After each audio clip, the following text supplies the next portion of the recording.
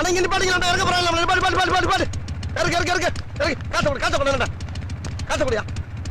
ஆண்டிலண்ணா போலாம்ண்ணா யோ இடம் காலி ஆயிடுச்சு எதுக்கு போக வேண்டியதானே இருமா அந்த வந்துருச்சுல ஏமா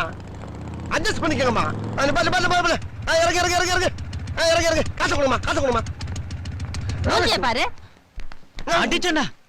என் முன்னாடி மடி மேல உட்காந்து வரியா இடம் இல்லையா சவாரி ஏத்தனையா பங்கப்பிரி